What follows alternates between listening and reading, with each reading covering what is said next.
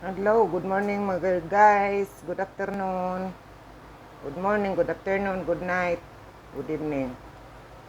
Ayan o, sayang. Ngayon ko lang naalala videoan. Isa na lang yung isdang malaki sa ibabaw. Tsaka konti na lang yung gulay na malunggay. O, yan. Kinuha ko malunggay kahapon. Yung mga guys, sarap ng kain ko.